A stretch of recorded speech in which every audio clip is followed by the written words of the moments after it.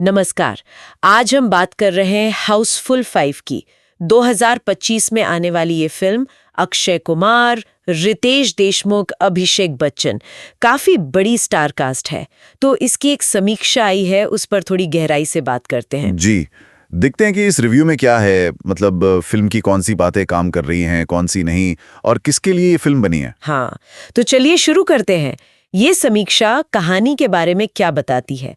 किस चीज के इर्द गिर्द घूमती है कहानी? कहानी का प्लॉट तो वही टिपिकल हाउसफुल जैसा लग रहा है। 5 जोड़े हैं, उनकी जिंदगियां उलझ जाती हैं। अच्छा, कैसे? 6 वो पिछले जन्म, पहचान की अदला बदली और कोई पुरानी हवेली का चक्कर है। लंदन से राजस्थान तक की कहानी है, तो मतलब कंफ्यूजन और कॉमेडी का पूरा डोज मिलेगा, ऐसा वादा है।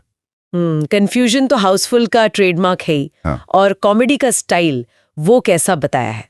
स्टाइल तो वही है जैसा मैंने कहा, टिपिकल हाउसफुल, मतलब खूब सारी स्लैपस्टिक, कॉमेडी, भागदौड़, ओवर एक्टिंग और ढेर सारी गलतफहमियां। तो क्या ये काम करता है इस बार भी?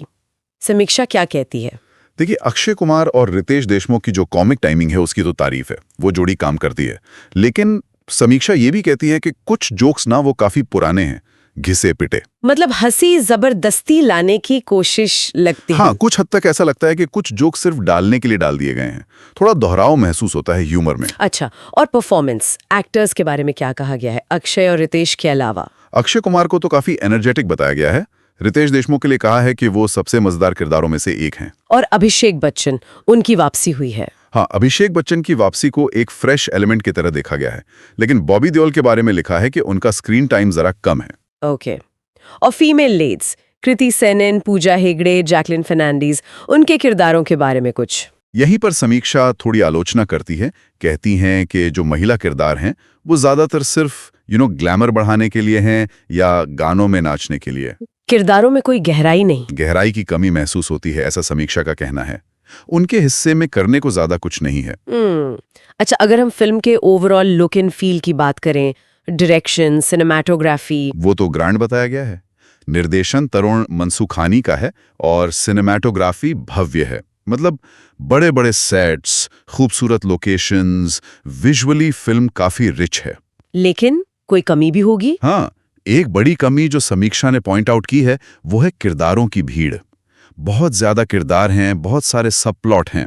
तो उससे क्या होता है? उससे कहानी थोड़ी भटक सी जाती है, फोकस खो देती है। मतलब इतने सारे ट्रैक चलते हैं कि कहानी कई बार पटरी से उतरती हुई लगती है। समझ गई। चमक धमक है पर कहानी उलझी हुई है। संगीत कैसा है? गाने? संगीत के बारे में संक्षेप में ही बात है। गाने रंगीन हैं, नाचने लायक हैं, जैसे दिल दे दे रे और रॉयल लव स्टोरी का जिक्र है। पर ऐसा कोई गाना नहीं जो बहुत यादगार हो या लंबे समय तक याद रहे। ओके, तो अगर हम इस पूरी समीक्षा का निचोड़ निकालें, फायदे और नुकसान क्या है फिल्म के? हाँ, तो फायदे में है दमदार स्टार कास्ट, अक्षय रितेश की केमिस्ट्री और टाइमिंग, विजुअल्स बहुत अच्छे हैं, और अगर हल्की फुल्की मस्ती चाहिए तो वो भी है। और नुकसान? नुकसान में वही बात है, पुराना दोहराया हुआ ह्यूमर, कहानी में गहराई नहीं है, महिला किरदारों का ठीक से इस्तेमाल नहीं हुआ है, और कुछ सीन बेवजह लंबे खींचे हुए लगते हैं। तो मतलब दिमाग घर पर छोड़कर जाने वाली फिल्म? बिल्कुल। समीक्षा का फाइनल वर्डिक्ट यही है कि ये एक टोटल मसाला एंटरटेनर है। इससे सिर्फ हंसी मजाक और टाइम पास के लिए बनाया गया है, ज्यादा लॉजिक लगाने की जरूरत नहीं। और क्या ये उन लोगों को पसंद आएगी जिन्हें पिछली हाउसफुल फिल्में पसंद आई थी? हाँ, समीक्षा यही कहती है। अगर आपको पिछली फिल्में अच्छी लगी थी तो शायद ये भी निराश ना करे। लेकिन अगर आप कुछ नया या अलग ढूंढ रहे हैं तो वो यहाँ नहीं मिलेगा। रेटिंग क्या दी है समीक्षा ने? 5 में से 3 स्टार दिए हैं।